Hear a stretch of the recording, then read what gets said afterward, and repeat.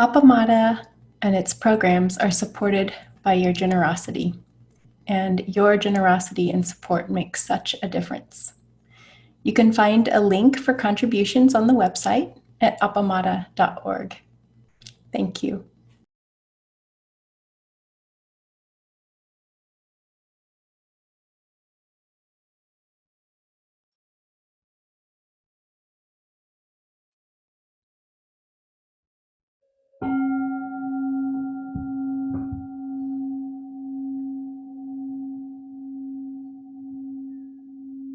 Good morning, everyone.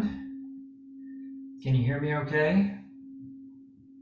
Yep, some head nods, that's good. Nancy, would you mind unmuting everyone in case they have questions during the talk? Thank you.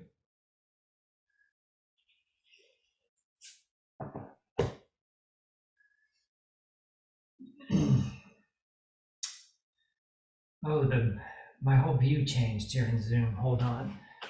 Now I can just only see me pretty much. That's better.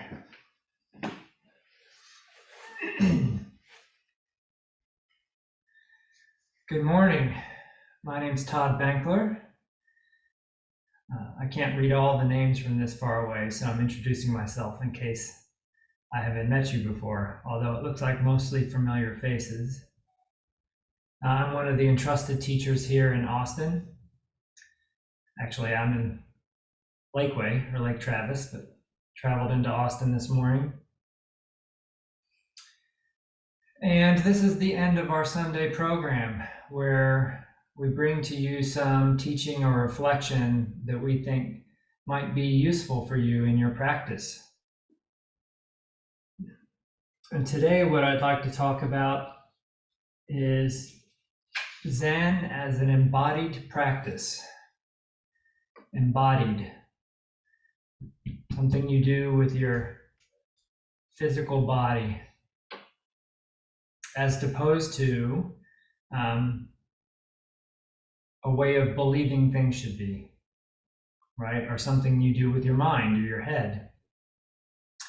Zen is an embodied practice. It starts with the body. And today we're going to talk a little bit about why that is,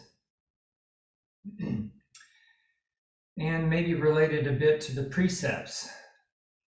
So for those of you who don't know, the Zen Precepts are the ethical guidelines or the way a Buddha or Buddhist lives in the world. And receiving the precepts and adopting the precepts is a fundamental practice of a Buddhist. And here, like in most Buddhist centers around the world, we offer the opportunity to study the precepts and to receive the precepts as you enter this path. So that's just to say that in the next month or two, there will be an announcement where Appamada's annual year-long study and immersion of the precepts will begin once again. We spend 12 months going through the precepts, meeting once a month, and studying them, turning them over, and living with them. At the end of the year, there's an opportunity to formally receive the precepts ceremonially, if you so wish. So keep a lookout for that announcement. This year, that'll be led by myself, Joel, and Lori.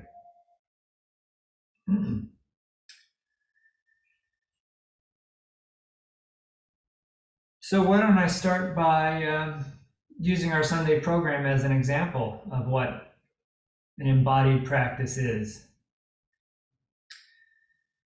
In our Sunday program, which is the centerpiece that we offer for weekly practice, for those of you who are interested in taking up this way, you'll notice we have 3 periods of zazen, or seated meditation,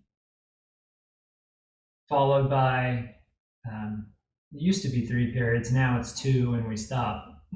periods of kinhin or walking meditation. The zazen being 30 minutes and the kinhin being about 10 minutes. So all in all, that's 170 minutes of meditation that is devoted, or 170 minutes of the Sunday program that's devoted to meditation practices. And now here in this portion of the talk, we usually keep that to 20 or 30 minutes. So there's a teaching right there. In our Sunday program, 80% of the time, 80% of what we do is zazen, is meditation. We take these talks in to give our mind some food, to help us with the concepts and ideas about what we're doing here. But really, that's not the meat of it. The meat of this practice is mostly what you do with your body and how we sit.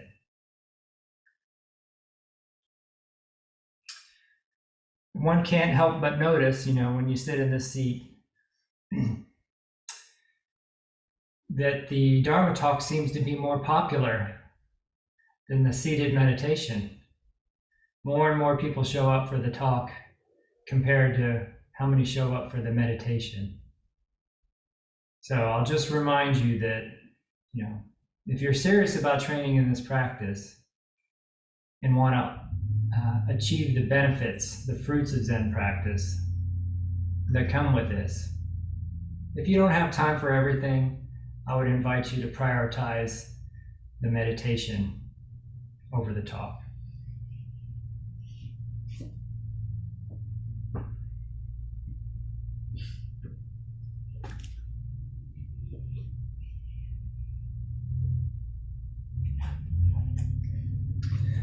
Now, when we do seated meditation, this embodied practice with our bodies, it's not about any particular type of posture. If you've attended the orientation, Appamada's orientation on Sundays, you'll know we go through the various kinds of postures that are available and the ones that are traditionally taught. And in some places, there will be, a focus on having newcomers learn a particular posture for meditation. We don't do that here.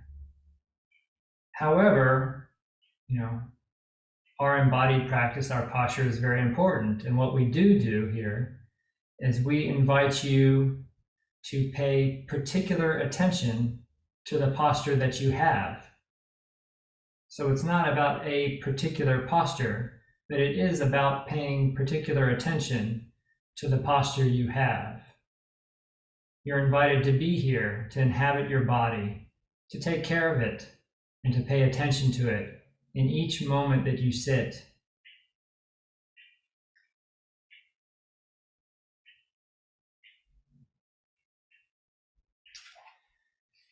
Here's what Suzuki Roshi has said about posture.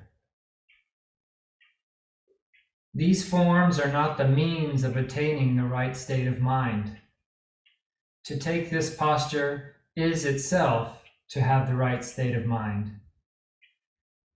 There's no need to obtain some special state of mind. So right off the bat, he's telling us, this is not about what you think. This is not about obtaining the right state of mind. Taking this posture itself is itself to have the right state of mind. They're one and the same.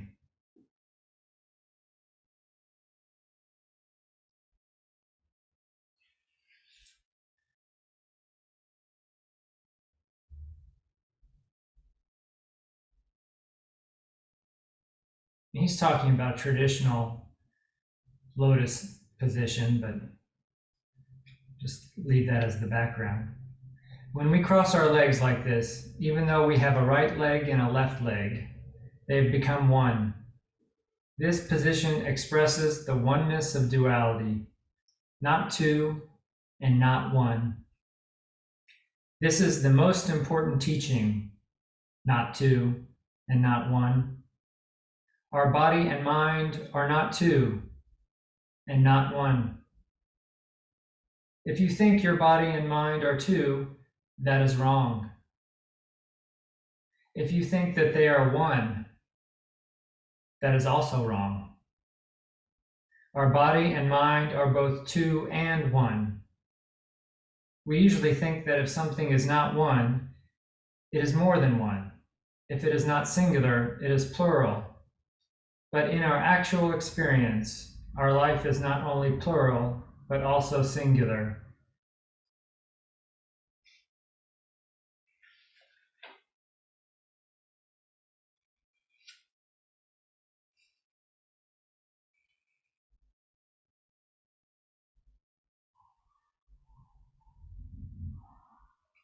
The most important point is to own your own physical body. If you slump, you will lose yourself. Your mind will be wandering about somewhere else. You will not be in your body. This is not the way. We must exist right here, right now. This is the key point. You must have your own body and mind. Everything should exist in the right place, in the right way. Then there is no problem. When we have our body and mind in order, everything will exist in the right place, in the right way. So always try to keep the right posture, not only when you practice Zazen, but in all your activities. Take the right posture when you're driving your car, when you're reading.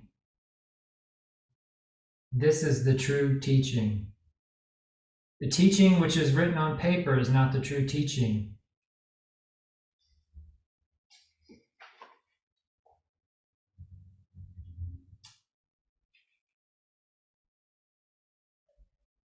So Suzuki Roshi says, these forms are not the means of obtaining the right state of mind.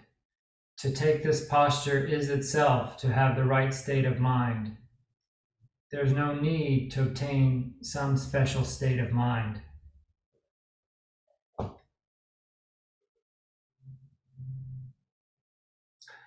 Often in our usual way, we think that there's more to it than that. Most often what I hear from people out in the world when they find out I have a Zen practice and have been involved in this for some time, they'll usually say something to me like, oh, I can never do that. My mind is always going. Right? Because there's this immediate, maybe cultural belief that meditation is about obtaining some proper state of mind, right? So if you think that, it's very easy to think you can't do that. Barry Magid always said that in his newcomer instruction, he would instruct people that sitting Zazen is like sitting down in front of a mirror. Your original face automatically appears as soon as you sit down. It's like your reflection being shown to you in a mirror. You can't do it right and you can't do it wrong. You can't prevent it. Your true self will automatically appear. So in our way, there's an understanding that body and mind are one, right? That practice and realization are one, as Dogen would say. Dogen would call it practice realization. It was one word that he would hyphenate together, right? Because you couldn't extricate the two. You couldn't unlink them.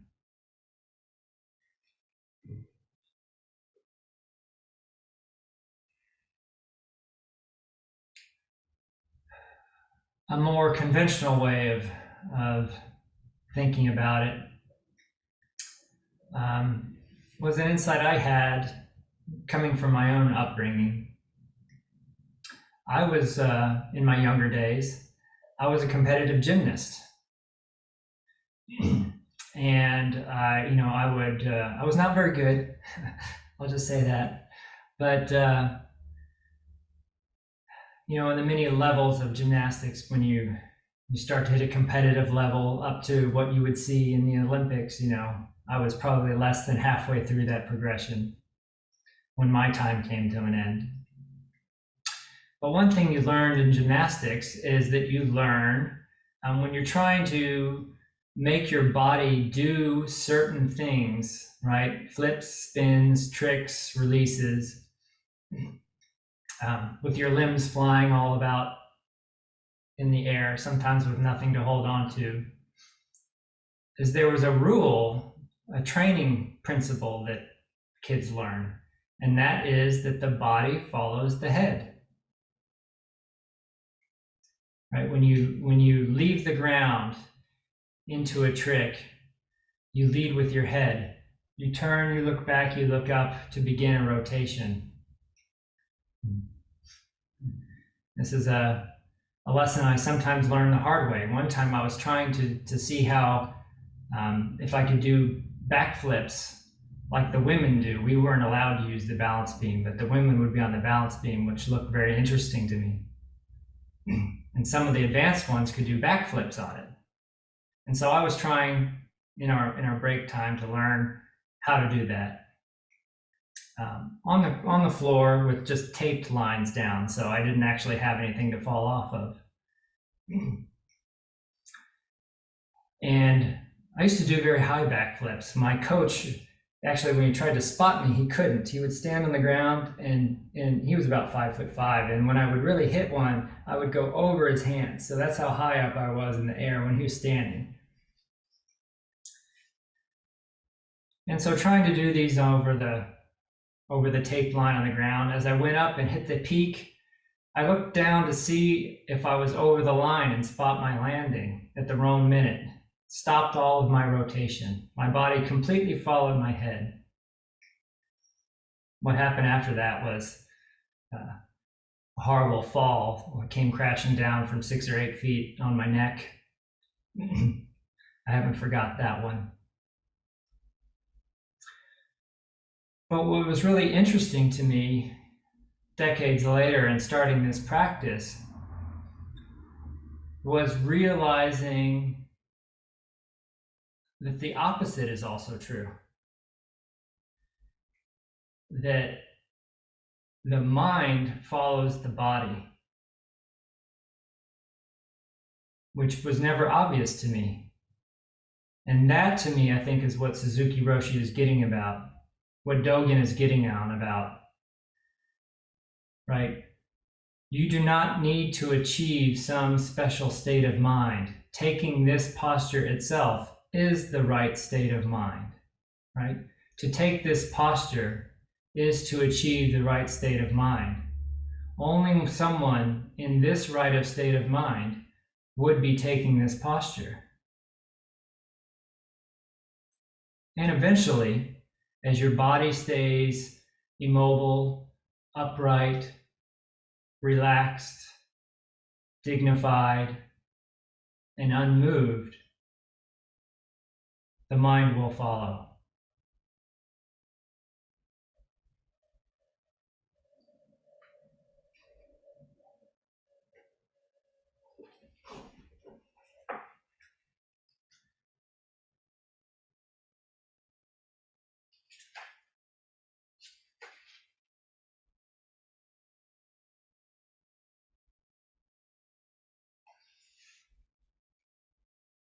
As Suzuki said, the most important point is to own your own physical body. If you slump, you will lose yourself. Your mind will be wandering about somewhere else. You will not be in your body. This is not the way. We must exist right here, right now. This is the key point. When we have our body and mind in order, everything else will exist in the right place, in the right way.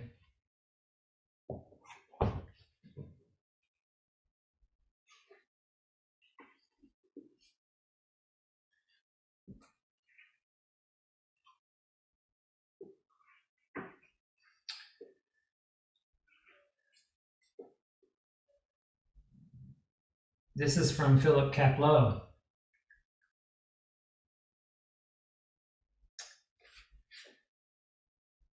You cannot hope to comprehend the exalted nature of Zen without understanding Inga Ichinyo, the meaning of which is cause and effect are one. Inga Ichinyo, cause and effect are one. This expression comes from Hakuin Zenji's chant in praise of Zazen.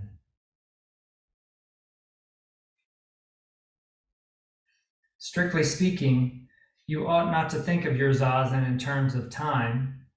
While it's generally true that if you do Zazen for a year, it will have an effect equal to a year's effort, and that if you practice Zazen for 10 years, it will produce an effect proportionate to 10 years' effort. Yet the results of Zazen in terms of enlightenment cannot be measured by the length of your practice.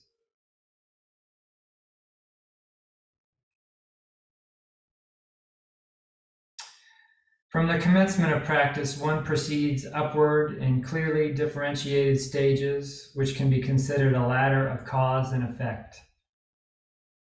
The word Inga, meaning cause and effect, implies both degree and differentiation, while Ichinyo signifies equality or sameness or oneness.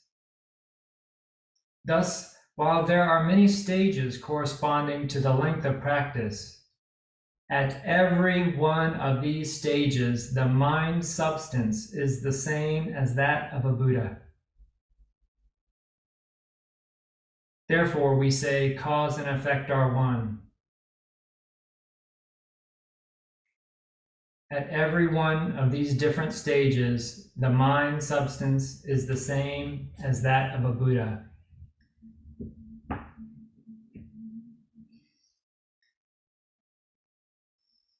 There's a saying, 1 minute of sitting, 1 minute of being a Buddha. Cause and effect are one.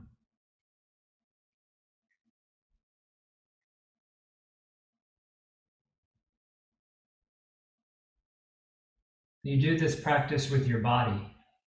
That's where it starts.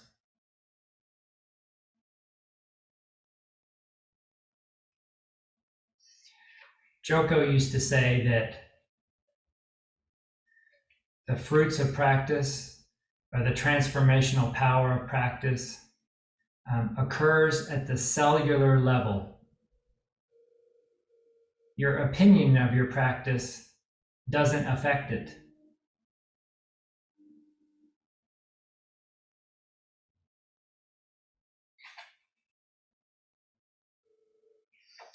And this is from Blanche Hartman, Flint's primary teacher.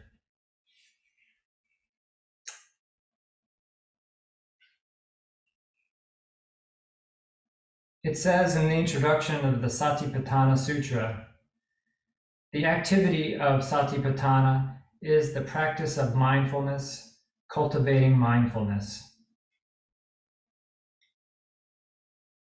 The activity of Satipatthana definitely has a motivating agenda, the desire for awakening, which is classed not as a cause of suffering, but as part of the path to its ending.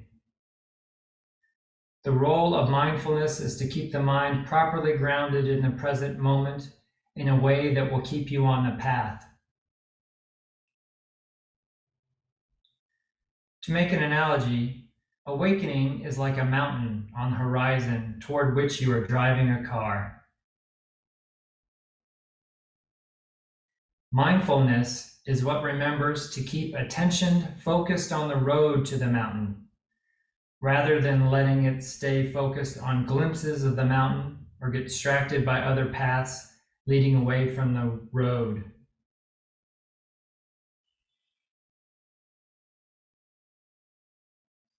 We usually look at mindfulness of the breath to begin with, because where there is a body that is alive, there is breath. And so it will always be there in the present moment. Therefore, it's a very ready object of focus that keeps bringing us back to the breath, keeps bringing us back to the body. Notice how when she talks about the present moment, she talks about embodied experiences, the breath, the physical form, the sensations. In her analogy, awakening is the mountain in the distance. Mindfulness in this practice is the hands on the wheel, is the attention to the road, is what's happening now. Notice how we keep coming back to the body and its physical function. Notice all the aspects of the body, all of the hair on the body, the skin, the bones, the marrow, the blood, the pus, the phlegm, and so on.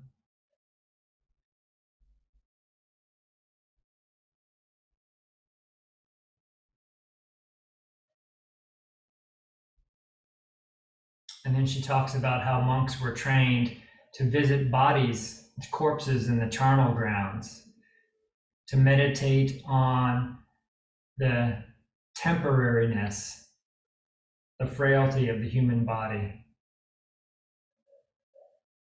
Monks breathed this in and out. To cultivate this kind of mind, this mind of compassion and generosity and loving kindness, we make our effort. It's for this reason that we cultivate mindfulness of the body, mindfulness of feelings, mindfulness of perceptions, fabrications, and consciousness. We don't just do it for the heck of it. We do it because there is suffering and because we want to help, to have a compassionate response to that suffering, our own suffering as well as others' suffering. Somehow, this sitting and breathing cultivates love and compassion and empathetic joy and equanimity.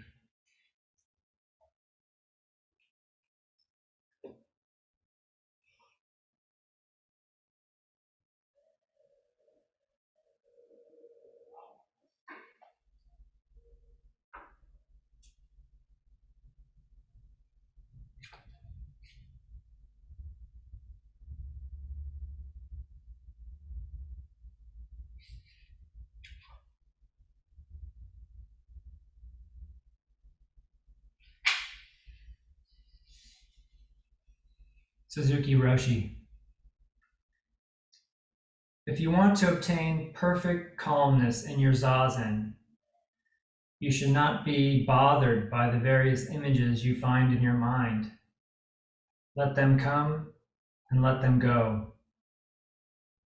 Then they will be under control.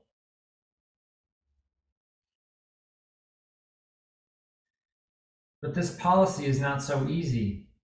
It sounds easy, but it requires some special effort. How to make this kind of effort is the secret of practice.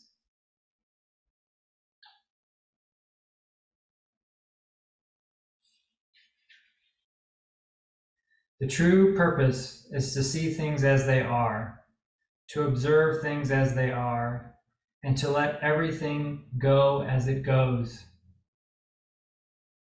This is to put everything under control in its widest sense.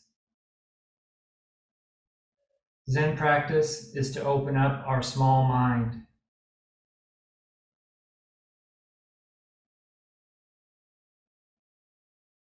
So concentrating is just an aid to help you realize big mind, or the mind that is everything. If you want to discover the true meaning of Zen in your everyday life, you have to understand the meaning of keeping your mind on your breathing and your body in the right posture in Zazen. It comes back to posture again. It comes right back to the body, right? If you want to discover true meaning in your everyday life, what does he talk about? Breathing, body, posture.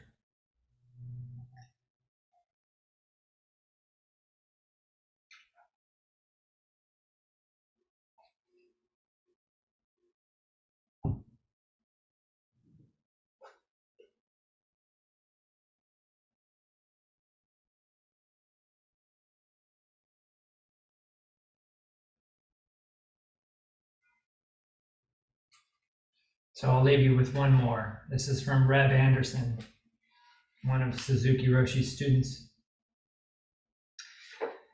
And this is from Being Upright, a book we may use in the Precepts class. And in the section on the preliminaries, beginning to study the precepts, starting with bringing forth, the right type of attitude in mind before he actually begins the precepts. He talks about homage, renunciation or letting go of attachments, and confession, confessing our karma, all my ancient twisted karma.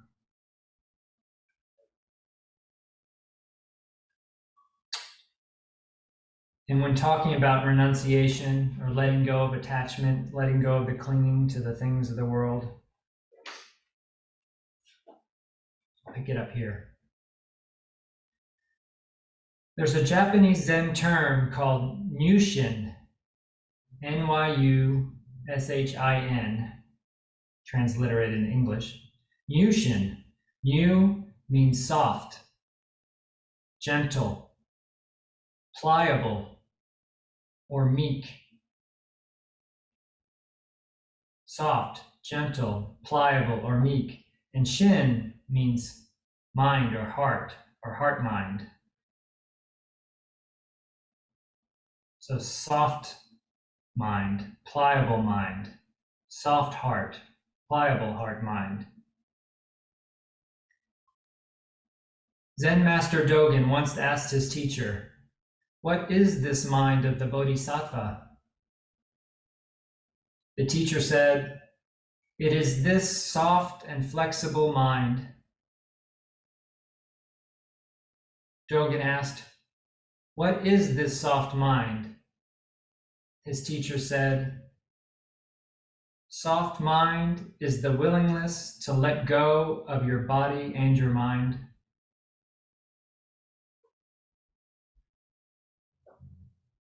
How do you develop soft mind?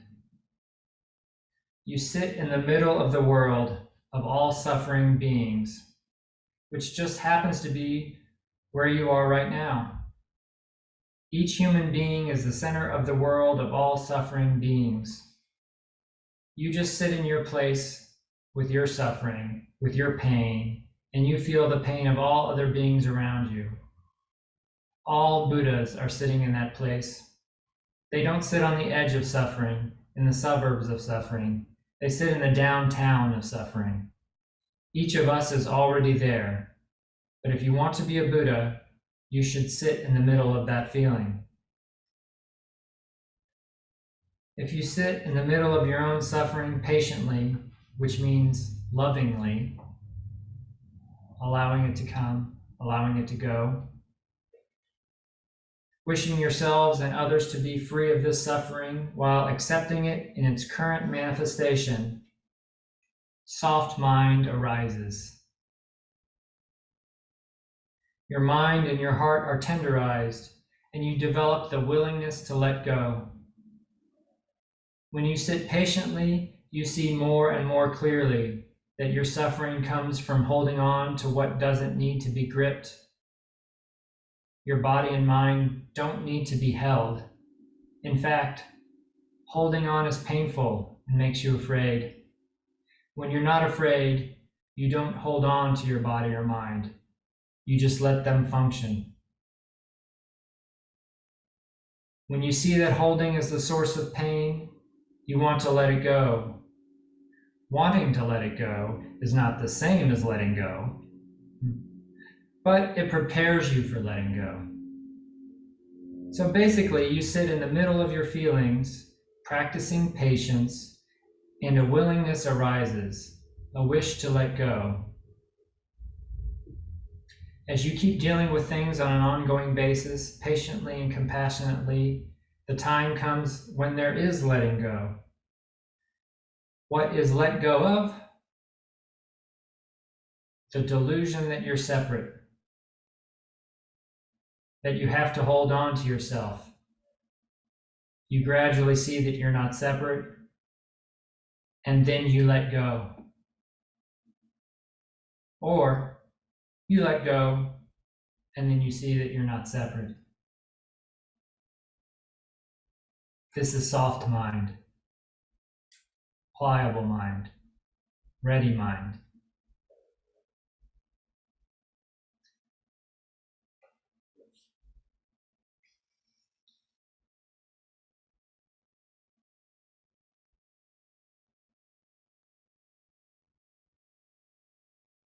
Thank you very much.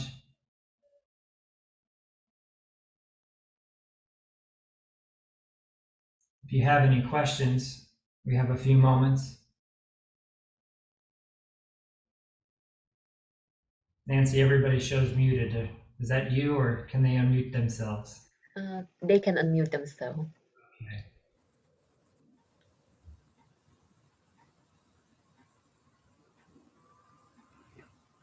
I see Joel's hand going up, and then start there. Todd, thank you for this really excellent talk. I wanted to ask just the book that you were reading from at the last. What is that? This is Being Upright by Reb Anderson. Thank you.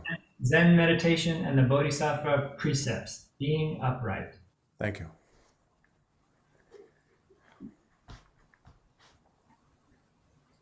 Other questions?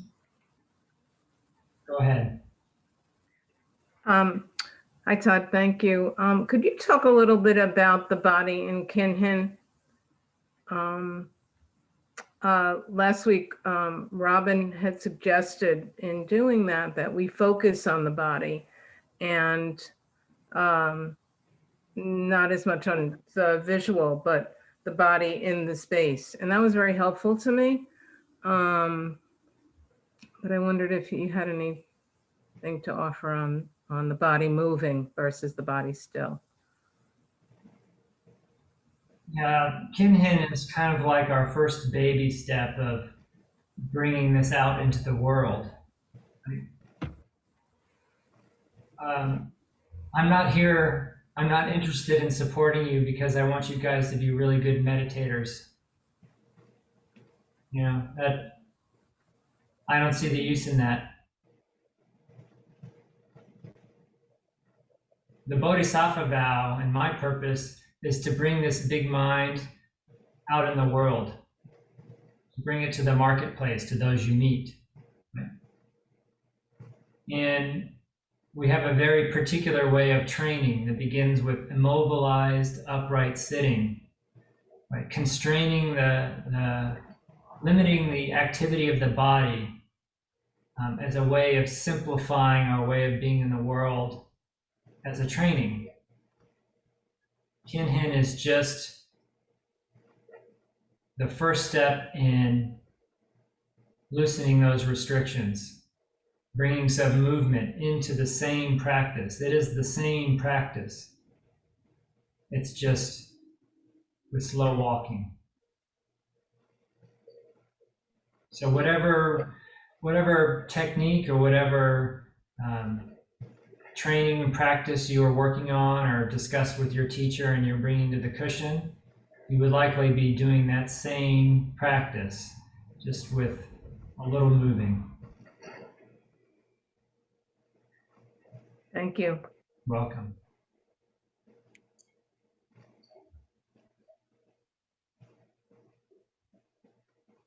Kim. You're still muted, Kim. So I remember that Socrates was really looking forward to dying because then his mind would be separated from his body and he could finally see clearly. But it seems like, you know, from that point on, we've done a lot of disservice by separating this mind and body. And I know in Japan, I was kind of surprised by some of Suzuki Roshi's statement because supposedly heart mind is one, you know, and why he separates it. And I'm trying just as kind of a thought experiment, maybe that's mine, but to link these two together more. And I had this friend, well, it was a cockroach who visited me a few weeks ago, a giant cockroach. And I found him yesterday. his life is kind of over now, but trying to think with him, you know, or her, is there that separation? And how might we, you know, we're separating these things, and are we doing ourselves a disservice? You know, and I know with your word embodied, it's bringing it together, but I'm trying to figure out how to really feel that rather than just use words to describe that. I don't know if you have any thoughts on this, but basically I'm talking about the disservice we do in using these two, having these two different things, where really one is the is part of the other.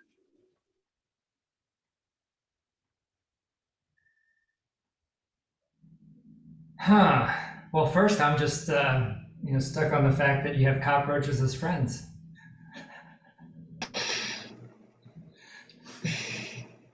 Sorry, just trying to make little jokes. Well, it's okay. It's okay. This was a very, very special one. It's the only one I've seen for a long time in our house.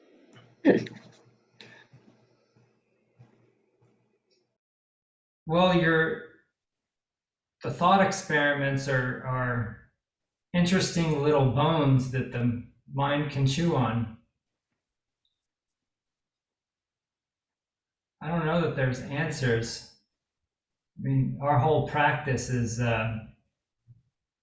kind of North Star of our practice is moving beyond the delusions of the small mind, which begin with its dualistic nature of asking, is it this or is it that?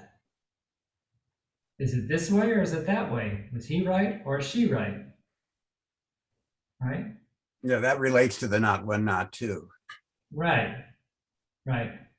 And all of these things, all we're doing is dancing with small mind. Right? Dogen said the Buddha's way is to leap clear of the one and the many, to get off of that plane,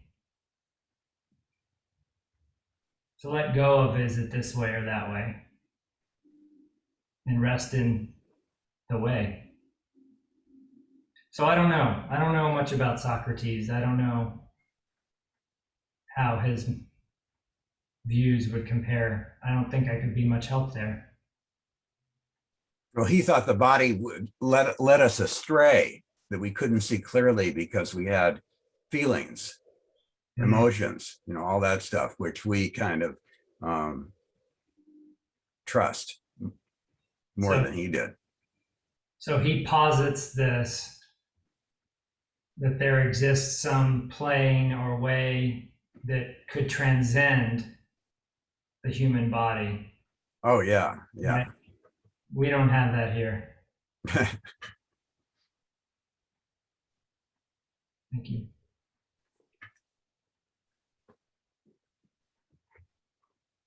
Time for one more, maybe?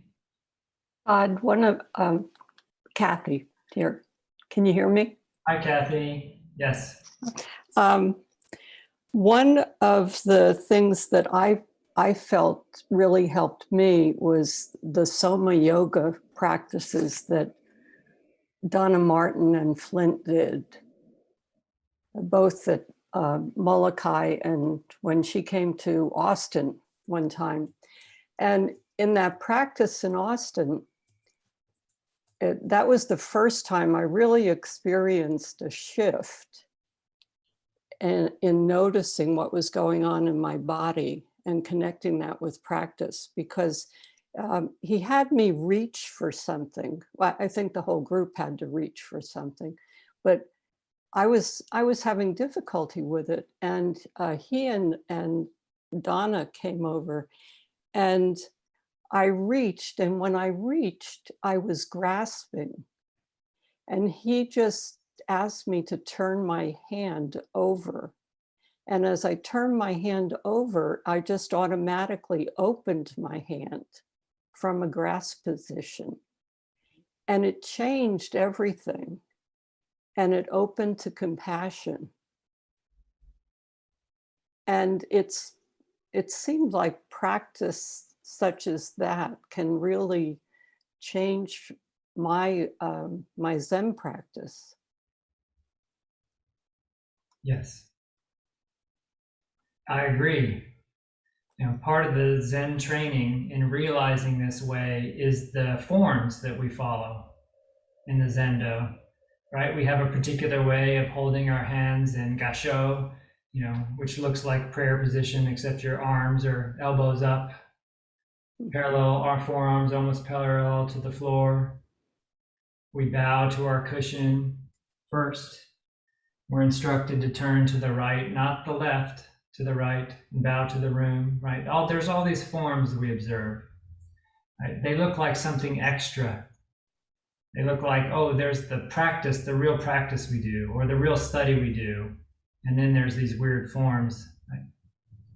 They're not extra, right? They are the practice. This is a practice, a training you do with your body. It gets into you through your bones, not through your concepts. Mm-hmm. Right? So it sounds to me like you're describing a moment where your body got it and the brain Mm-hmm. followed. Yeah, that's right. That's right. That's what these forms do. So I invite all of you, practice the forms as well as the meditation.